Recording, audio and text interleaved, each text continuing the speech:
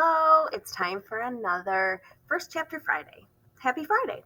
This week, I'll be reading the first chapter from the book Restart by Korman. Fifth graders, you may already know this book, so sorry if you do. If you don't, your teachers might have a copy, and so if you really are interested in it, you can pick it up. Otherwise, if you like Restart, then what you do is you find other books by the same author. For example, I just got like a newly released one through Scholastic by Korman that I can't wait to read. So that's kind of what you do when you find something you like, right? You find more by the same author. Here's the back. Chase's memory just went out the window. Chase doesn't remember falling off the roof. He doesn't remember hitting his head. He doesn't, in fact, remember anything. He wakes up in a hospital room and suddenly has to learn his whole life all over again, starting with his own name. He knows he's Chase, but who is Chase? When he gets back to school, he sees that different kids have very different reactions to his return. Some kids treat him like a hero. Some kids are clearly afraid of him. One girl in particular is so angry with him that she pours her frozen yogurt on his head the first chance she gets. Pretty soon, it's not only a question of who Chase is, it's a question of who he was and who he's going to be. From the #1 best-selling author of Swindle and Slacker, Restart is a spectacular story of a kid with a messy past who has to figure out what it means to get a clean start. Chapter 1, Chase Ambrose. I remember falling. At least I think I do. Or maybe that's just because I know I fell. The grass is far away until it isn't anymore. Somebody screams, "Wait, it's me." I brace for impact, but it never comes. Instead, everything just stops. The sun goes out. The world around me disappears. I'm being shut down like a machine. Does this mean I'm dead? Blank.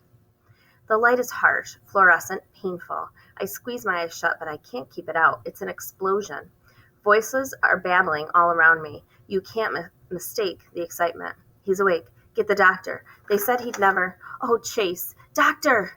I try to make out who's there, but the light is killing me. I thrash around, blinking wildly. Everything hurts, especially my neck and left shoulder.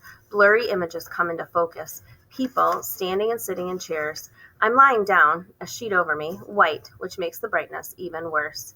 I raise my hands to cover my face, and suddenly I'm tangled in wires and tubing. A clip on my finger is tethered to a beeping machine next to my bed. An IV bag hangs from a pole above it. Thank God. The lady beside me is choked with emotion. I can see her better now. The long brown hair, dark-rimmed glasses. When we found you lying there, that's all she can manage before she breaks down crying. A much younger guy puts an arm around me. A white-coated doctor bursts into the room. "Welcome back, Chase," he exclaims, picking up a chart on a clipboard at the foot of my bed. How do you feel? How do I feel? Like I've been punched and kicked over every inch of my body. But that's not the worst part. How am I supposed to feel when nothing makes sense? Where am I demand. Why am I in a hospital? Who are these people? The lady with the glasses gasps. "Chase, honey," she says in a nervous voice. "It's me, Mom." Mom? Doesn't she think I know my own mother? I've never seen you before in my life, I bluster. My mother is. That's when it happens. I reach back for an image of Mom and come up totally empty. Ditto Dad, or home, or friends, or school, or anything. It's the craziest feeling. I remember how to remember, but when I actually try to do it, I'm blank. It's like a computer with a hard drive wiped clean. You can reboot it and the operating system works fine, but when you look for a document or file to open, nothing's there. Not even my own name. Am I Chase? I ask. While my other questions sent murmurs of shock around my hospital bed, this one is greeted with silent resignation. My eyes fall on the chart in the doctor's hand. On the back of the clipboard is written, Ambrose, Chase. Who am I? A mirror, I exclaim. Somebody give me a mirror. Perhaps you're not ready for that, the doctor says in a soothing tone. The last thing I'm in the mood for is to be soothed. A mirror, I snap. The lady who calls herself Mom fumbles inside her pocketbook and hands me a makeup compact. I open it, blow away the loose powder, and stare at my reflection. A stranger stares back at me. Amnesia. That's what Dr. Korman says I have. Acute retrograde amnesia, the loss of all memory prior to a certain event. In this case, me taking a swan dive off the roof of our house. I know what amnesia is, I tell him. So how come I remember a random word like that, but I can't remember my own name or my own family or why I was climbing on the roof? That I can answer, supplies the younger guy, who turns out to be my older brother Johnny, a college student home for the summer. Your room has that dormer window. You just open it up and crawl out onto the eaves. You've been doing it as long as I can remember. And did anybody warn me I might break my neck? Only since you were 6, my mother puts in. I figured if you survived this long, it was time to stop worrying. You were such an athlete. Her voice trails off. Amnesia can be an unpredictable thing, the doctor informs us, especially with a traumatic injury like this one. We're just starting to understand which parts of the brain control which life functions, but for all we know, it has nothing to do with geography. Some patients lose long-term memory, some lose short-term memory. Others lose the ability to transfer from short to long-term. In your case, the damage seems totally confined to your sense of who you are and what's happened in your life up till this point. Lucky me, I say bitterly. Cooperman raises an eyebrow. Don't knock it. You remember more than you realize. You can walk and talk and swallow and go to the bathroom. How'd you like to have to relearn everything, even how to put one foot in front of the other? The bathroom part is definitely an upgrade. They say I was in a coma for 4 days before I woke up. I can't say how the bathroom side of things was taken care of during that time, but I'm pretty sure I had nothing to do with it. Maybe I'm better off not knowing. The doctor checks a few readings on my monitor, making notes on my chart, and then regards me intently. Are you absolutely certain you can't remember anything at all from your life before you regain consciousness? Once again, I peer back into the nothingness that's where my memory is supposed to be. It's like reaching into a pocket for something that should be there, but isn't. Only that something isn't keys or a phone. It's your whole life. It's bewildering and frustrating and terrifying at the same time. Try harder, I push myself. You didn't just whoosh into being when you came out of that coma. You're in there somewhere.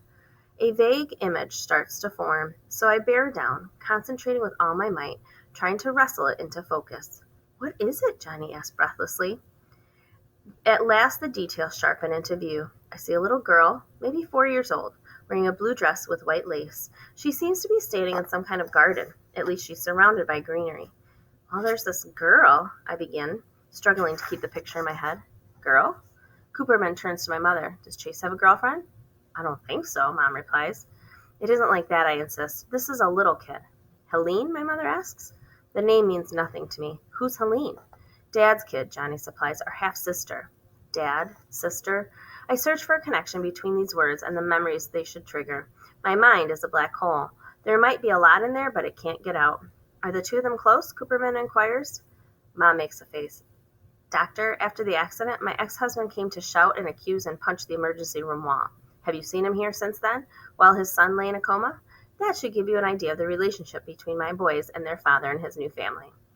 I don't know any Helene, I volunteer, but you can't go by me because I don't know anybody. This is just a little blonde girl in a blue dress with white lace, kind of dressed up like maybe she's going to church or something. But why I remember her and nothing else, I can't tell you. Definitely not Helene, Mom concludes. She has dark hair like her mother. I turn to the doctor. Am I just crazy? Of course not, he replies. In fact, this little blonde girl suggests that your memory isn't gone at all. It's only your ability to access it that's been damaged. I believe that your missing life will come back to you. At least some of it will. This girl might be the key. I want you to keep thinking about her, who she is, and why she's so important that you remember her when everything else has disappeared. So I'm going to stop there. It's not quite the whole chapter because the chapter's kind of long in this book. But I really like how the author starts right in a big event, right? We're starting in the hospital. Something big has happened. We don't have to wait for that big event. He's telling us right away. Here we're in the middle. It kind of reminds me of the I Survive series, right? If you like those. It starts in the middle of the event and then you get like flashbacks. This isn't written exactly the same way. We're starting in the event and he will learn what happened and who he is, but not necessarily through flashbacks like in I Survived. Chapter 2 is called Shoshana Weber, and you'll find out why that person's important too if you read Restart by Gordon Korman. Have a great day.